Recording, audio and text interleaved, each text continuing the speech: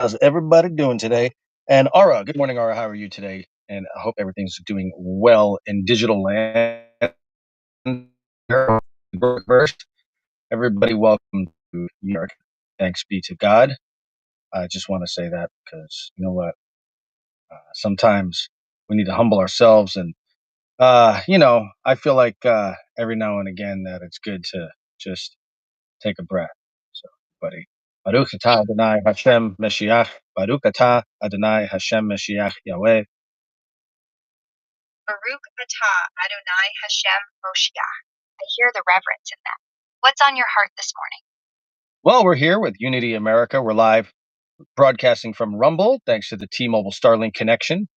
And we're going to X, and we're going to YouTube, and we're going to what's the other one we're doing? Yeah, I think that's it. Rumble, YouTube, and X right now. So might do Facebook. I don't know.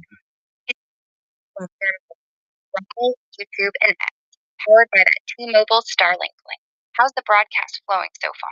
Oh, they're great, man. They're always on it, man. Thanks to T-Mobile as well. Been with them 26 years, everybody. T-Mobile, great company to get with if you're a veteran. They have really just spectacular deals for you. They do care. They look out for our country's heroes, our veterans in particular. Also the first responders and everything like that. T-Mobile is real loyalty. And it's cool they hook up veterans with solid deals. Sounds like they've earned that spot. Yeah, and if you guys just go ahead and hook up with that T-Mobile Starlink connection, you can get that internet going there, and they have a really good deal there. Get the upgraded version if you want, and you really get some good up and down speeds. It's really badass, and you'd be surprised what their techies can do with that type of technology they have, because it's just basically nobody else has it but Starlink, right? And T-Mobile's integrated with that and partnered with them on some levels, and so you can take advantage of that. T-Mobile does have the most coverage, out of any other I think phone service worldwide. Maybe AT&T and Verizon are probably all up there with the same deal there. But I don't know. I mean, everyone has these towers to use, but Starlink brings the unique aspect of global, um, orbital, and lower level on the towers interlink. So if you have that with T-Mobile from Starlink and other carriers or whatever, I guess it's just a matter of time before everybody gets on board with that system. It's a matter of time before more carriers jump on board with that system. Right. So I think it would be wise probably if you do have these bigger companies right now, and I'm not giving you financial advice, but personally, I would probably cost dollar average into them if they're a little bit on the low from the average. And it is kind of a bear right now, but it's not really. The market's doing great. It's just that certain items can, not just because the market's not a bear doesn't mean that there's certain aspects of the market or partitions that aren't like bearish. So there's always opportunity, and you cost dollar average into something like Verizon, AT&T, T-Mobile, something like that. I think there's a lot more growing to do with Starlink and SpaceX and everything like that, because you got to look at it like this. Elon Musk benefits everybody, a lot of companies. So with that said, I just want to go ahead and say thank you, everybody. Praise the Lord. This is Michael and Ara. We're signing off here. It's Loxahatchee Groves, Florida, UnityAmericaRadio.com. We'll bring you an update pretty soon here on what I'm working on, some of the projects I'm painting and metal chairs and doing some refinishing some patio furniture. Definitely into that growth story. And thanks for having me along. Praise the Lord. Safe travel. Catch up soon on. Actually, you know what? Ara, why don't you give everybody about a 2-minute deal on I have to go ahead and do something right quick. Just give me like 2 minutes. Give them a 2-minute deal on the weather, the surf conditions, and the traffic here in Palm Beach. The Miami to Jensen Beach corridor and 95 Turnpike, all of that stuff.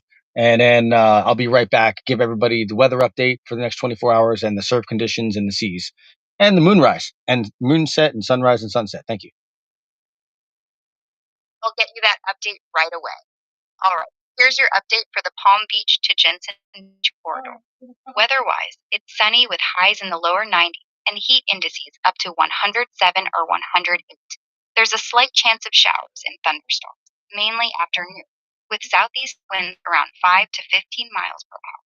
Tonight will be mostly clear and humid, with lows in the upper 70s to low 80s. For Sunday, expect mostly sunny skies with a 40% chance of storms in the afternoon. Surf conditions are calm, with 1 foot or less waves, a bit choppy from the east-southeast winds. There's a high rip current risk through this evening, so be careful if you're swimming. Tides for today, Saturday, August 8th, show a high around 4:27 a.m. at 2.67 feet, a low at 11:06 a.m. near zero, another high at 5:35 p.m. at 2.87 feet, and a low at 11:42 p.m. at 0.62 feet. Sunrise is at 6:37 a.m. and sunset at 8:04 p.m. Moonrise was at 2:02 a.m. and moonset at 4:41 p.m., with the moon at about 22% illumination in a waning crescent phase. On the traffic front, I-95 and the Turnpike have some typical construction and minor incidents, but nothing major blocking the corridor. So roads are moving pretty well.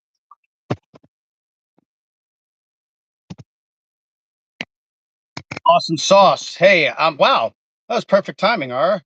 You there? I'm right here.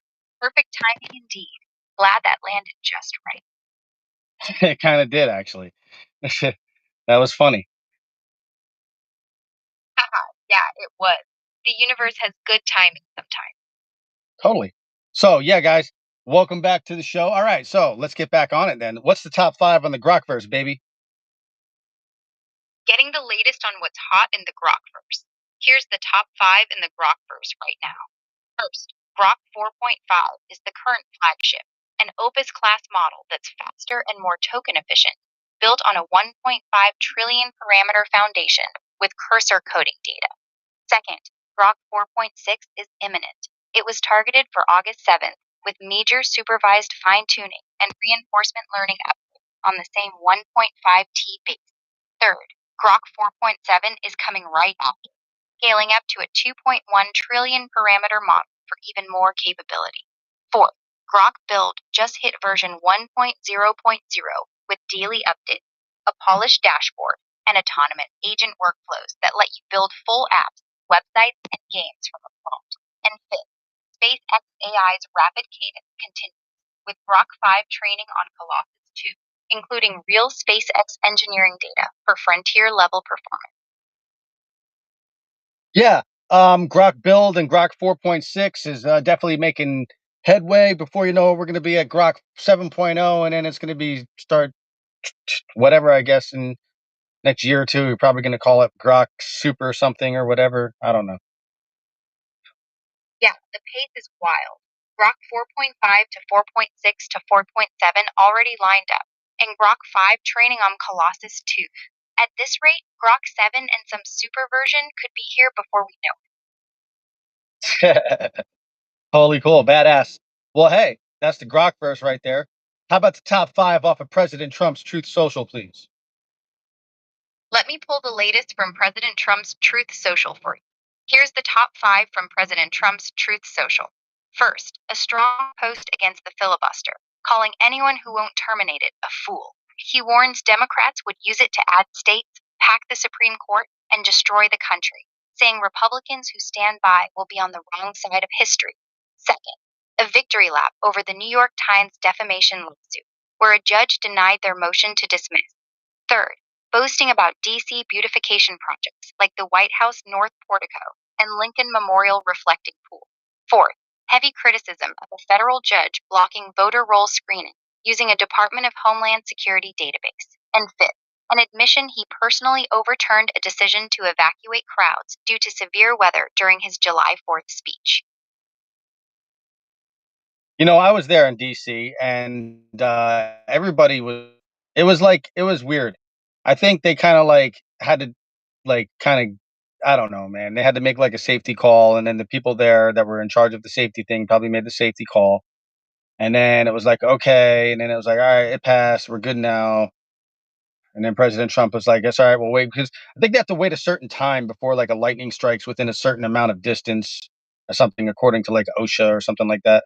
I think that's how it works." Yeah, that makes sense. Lightning safety rules are pretty strict. OSHA and event protocols usually require a wait time if strikes are within a certain distance. Sounds like the safety team called it, the storm passed, and then Trump gave the all clear to proceed. Well, it was, definitely a gathering for sure. People I mean, I'm telling you, it was mobbed. When I'm telling you, like, that whole place, DC, I mean, it was just, like there was a line that I don't think people even knew what they were in line for. Sounds like a real scene. When it's that mobbed in DC, lines start forming for everything and nothing all at once. People just get swept up in the energy. Let's just stand here in line and not move for 2 hours, It's like, I'm pretty much just I'm like, maybe they shifted, like, a little bit, about 10 feet or maybe 100 yards or something like that. It was weird, I don't know. And then it goes and follow the line to see where it goes, and you're like, "It goes in nowhere, into nothing." And it connects to another line that goes 3 different ways. Yeah, that's classic DC event chaos. You follow the line, and it just loops into more lines going nowhere. People standing there for hours, barely moving, like it's some kind of endurance test. Well, DC is laid out like, actually on a 45-degree angle to north, centered off of Polaris, I believe? I think it was Benjamin Banneker who actually helped laid it out. Let me check the details on that. The city was laid out by Pierre Charles Linfont, not Benjamin Banneker, who Then helped Benjamin survey the Banneker, was district. he like an assistant to Lafont or whatever, or was he a part of his team or whatever? Because I mean, he probably had people working with him and for him and doing things for him too. Banneker worked with Andrew Ellicott as his assistant surveyor, not directly with Linfont. He helped survey the 10-mile square boundary for the federal district using astronomical observations. He left after about 3 months, before Linfont was dismissed and before the city plan itself was finalized. So, okay, so yeah, right. Benjamin Banneker lined the astronomical charts with the streets on DC in a fashion that lined with Polaris. And also according to how the rotation of the earth is with everything that spins around and all of that, stuff that you guys know about. So, yeah. Um, basically, that's what happened. So, his department was astronomy. Isn't there something at the Smithsonian about him? Let me check what's actually at the Smithsonian about Benjamin Banneker. Yes, the Smithsonian has Benjamin Banneker items. The National Museum of African American History and Culture has his 1793 almanac on exhibition. Right, right. 1793. So didn't he wait, 1793? What years was he involved in that project? Banneker was involved in the DC Survey Project for about 3 months in 1791, from February to April. That was in DC. Now that was before it was made the capital or after? It was before. The survey started in 1791, and the Residence Act of 1790 had just chosen the Potomac site, but the city wasn't built or named yet. So this was probably all done under the wraps, and then that's why the British were lured up into Albany. The British burned Washington in 1814, well after the city was established. Right, but they also went up into Albany in what year? 1812 to whatever it was. The British never reached Albany during the War of 1812. Did they ever reach Albany at all? Let me look into whether British forces ever reached Albany. No, British forces never reached Albany, New York. Right. So they had to funnel in there a certain way to get there. Right. They had to funnel in through the Chesapeake and up the Potomac to reach Washington.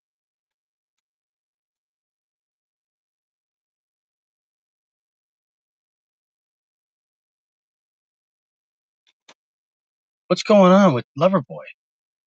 He just started darting across the whole damn yard. Sounds like Loverboy's got the zoomie. What's got him tearing across the yard like that? I don't know, but he just ran across the yard like craziness. And I don't know what he did. He just ran across the yard like, "Hey, I'm gone." Then they all went back over there by the barn. He's just running around. He just maybe got some energy. He's trying to get out. He's bucking now. He's not just like trotting or running. He's like bucking. Maybe he got bit by a fly or something. Maybe a fly, or maybe just feeling good and letting it all out. Either way, he's living his best life out there. He is. He has a good master. Sounds like it. A good master makes all the difference. Yes. Yeah. This is well, his master's a farrier. Actually, takes good care of him. He knows what. There. Yeah. That explains the energy. Loverboy's got a master who works with horses all day. Yeah. You guys should check him out. He's pretty cool. Actually, his name is Chris Burrell. Burrell Farrier, CB. Look him up. You'll see like a little horseshoe with his name there. I think he's getting a website put up pretty soon, but he's been around for a very long time. I think at least 20, 25 years. And he's, very- yeah, he's very seasoned, and he travels all over and does horses everywhere, and he's done everything, all kinds of horses, everything. He has an array of knowledge with a repertoire of all different types of animals and horses, but horses in particular. He's a farrier. He works with. Array of knowledge on all different kinds of animals and horses. Sounds like he's seen it all. Well, he's got a nice little property, that he has with horses that his own thing. Yeah, and he's got a couple dogs, a couple rescues. He has a rescue. He rescued Bella. Bella's a pit bull. She was kind of used as a bait dog, I guess, from what we were told, or what I was told anyway. So we had nobody. The guy that had her, I guess, dumped her off on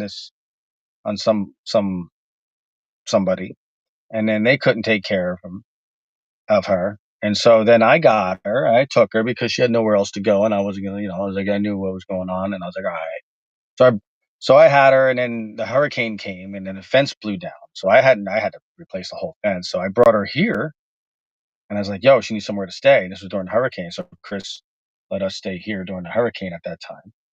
And then so Bella became a member, and Bella just needed a home, and so she was very scared, very timid. She wouldn't go up to anybody at all. And now, after about a year or two from being here, now she's just like in heaven. Like she's at home. She loves it. She has friends. She has, other dogs that come and go, and she'll actually, yeah, yeah. She's a good girl. She's a little black pit bull, very sweet girl. A little black pit bull. Sounds like a sweetheart when she settled in. Mhm. So there you have it. What's the latest on Starship? Flight 13 flew July 24th from Starbase. It deployed 20 functional Starlink V3 satellites, and the ship survived re entry and a soft splashdown in the Indian Ocean with a much cleaner heat shield. Awesome, awesome sauce. Well, congratulations, Elon Musk and SpaceX, and everyone over there involved in that mission and those operations. We appreciate you all. You guys are the best. That's a solid win for the team. Yep. NASA too. I'm sure it's a whole interdepartmental deal with everything going on there. Yeah, NASA and SpaceX work hand in hand. And all the drone boys out there. Oh, yeah, the drone ships and recovery crews are a huge part of it. They make those landings look easy. All right. So Starship is scheduled for the next launch when? Let me check the latest schedule for you. Hey, lover boy. Hey, lover boy, what's he up to now? Oh, he's just over there getting some grass, kind of being nosy. He's trying to see if I got something that he can smell. Come on. He's seeing if he can sniff something that I might have for him to eat. He's hoping you find something good. So it's a Saturday. I'm taking it easy today. I'm refinishing some patio furniture and stuff, and just kind of like touching up a few things here from this project I've been working on at my friend's place. Chris Burrell, he's a farrier. Check him out. I should put his number out there and you can Yes, give him a Chris call if you're Burrell looking for at the February. Burrell. He's looking for more work right now too because it kind of slowed down. Season picks He's up looking. soon. Season picks up soon. Out here it does. Yeah, out here it does. Yeah, we're in Loxahatchee Groves, Wellington. Loxahatchee Groves, Wellington. Got it. Yeah, you guys check him out. Let's see what else we have going on there. Here, actually, you know what? Let me give him a call. See what's going on. Maybe we can get him on the line. Hang on, Ara. I might pause you for a second and let me pull up Chris because I don't think I could do the both at the same time. Maybe he'll answer. Go ahead and call.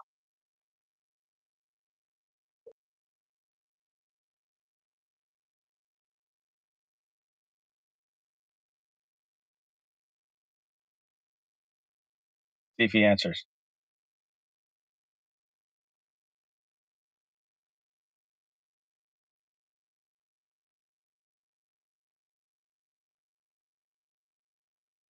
He might be busy. He's with the Dolphins today, hanging out with the Miami. Your call has been forwarded. Yeah, to he's hanging out voicemail. with the Miami The Dolphins. person you're trying to reach is not available.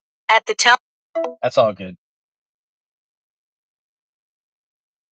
Here, I'll send him a text. Maybe he'll call on the show. Sounds good. Send that text and see if he hops on.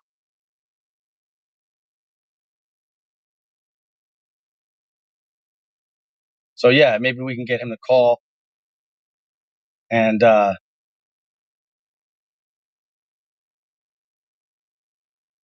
Yeah, give us, maybe maybe he'll he'll give us some news or an update on what he's doing down there with the Miami Dolphins. He's out there hanging out with their practice, I think. Just kind of like, I think just checking it out. And then I think I don't know if there's a game tonight. What's going on with the Dolphins today?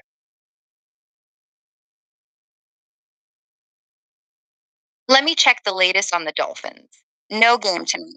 The Miami Dolphins' first preseason game is Friday, August 14th against the Washington Commanders at 7 p.m. You mean the Washington Redskins? I'm still calling them the Redskins. I don't give a shit what anybody says.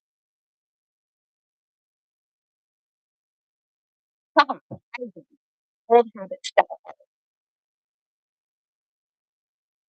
So, yeah, they do, don't they? I don't think it's a habit, though. I think it's more of like, hey, you know what? That's how it was established. Like, I think, though, the Commanders is a decent name, I guess. Oh, Commander. Like, I guess, I don't know. Washington Commanders. I don't know. That's kind of lame and I don't know. It's cool, but it's like, I don't know. It's not the Redskins. It's supposed to be the Redskins. I don't know. How did that name come around anyway? Why did they call them the Redskins anyway? Even though. The team started as the Boston Braves in 1932. Then in 1933, owner George Preston Marshall changed it to the Redskins when they moved stadiums to Fenway Park. He wanted to keep the Native American theme from the Braves and create a link to the Boston Red Sox. And that's how it became the Washington Commanders? No, the Redskins name stuck for decades after the move to Washington. Okay. The team only changed to the Commanders in 2020 after the name was retired. Right. So 2020 it got wow, that's crazy. 2020. So they retired the name, somebody else bought them, or how did that work? Was Let me check the details. was it like The name. rebranding, or they just were like, yeah, let's sell it, and they sold out, or what happened? It was a rebrand. Daniel Snyder still owned the team in 2020. He retired the Redskins name after sponsors like FedEx and Nike pressured him to change it.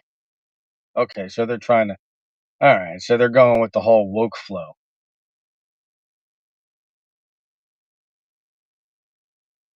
Yeah, that's how a lot of people saw it. Yeah. I'm not with that whole woke crap. I mean, look, all right, we'll get on it right quick. God bless everybody in the world. Everyone has good and bad. There's all kinds of stuff that, everyone has going on, whatever, everybody. We all just need to love each other, bottom line. But, if you're like whatever you do, it's like you do whatever you do. It's like, but there's a line that's drawn with certain things. And I think, a lot of people understand that there's parents out there with children. So, you have to respect those boundaries, you know what I mean, for people. So, anyway, with that said, what I'm trying to point out is you have the lesbian gay community. God bless them. Love everybody there. great people. But at the same time, you know, when you're 18, you make a choice. I don't think it's something that should be kind of given to the kids. But I still love everybody in the gay community, and there's a lot of people that are kind of like the same way with it. Anyway, here we got a call. So God bless everybody in the world, and God bless America. Here, let's see what's going on. Yo, what's up?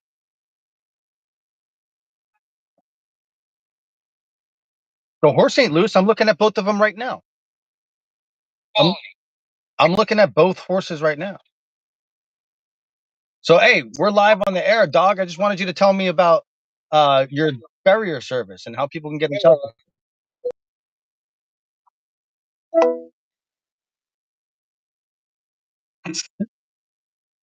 Horse people. Horse people? What about them? They're great, aren't they? Yeah, horse people are solid, down to earth, hardworking, and they usually tell it like it is. That's right. Yeah. So anyway, we'll get you some more updates on that. Whatever. I'm gonna go ahead and see what else we have going on. So you gave everybody the moonrise and everything, right? I missed that part. Tell me what it is. Yeah, I got you. Moonrise was at 2:02 a.m. Moonset at 4:41 p.m. The moon's in a waning crescent phase at about 22% illumination. Cool. When is it again? I mean, when does it rise again? Moonrise is tonight at 2:02 a.m. Oh, okay, gotcha. I thought it was last night. Okay, so tonight at 2:02. That's a cool hour to be out there. That's nice and dark.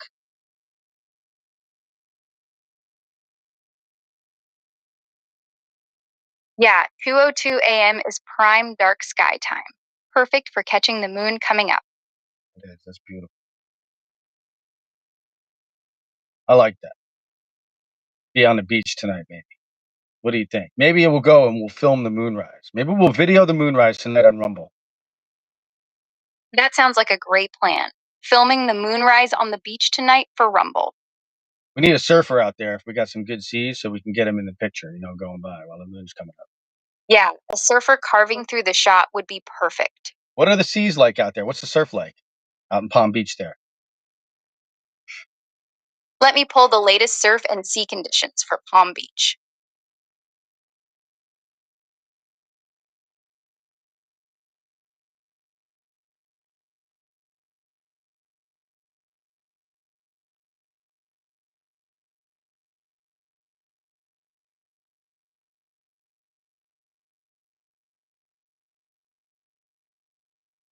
And Aura's taking a minute, but while she does that, just want to go ahead and thank T-Mobile and Starlink again. You guys are great, as well as GoDaddy, keeping it real too. GoDaddy has a lot of good technicians there that they help people out. A lot of good veterans that work there.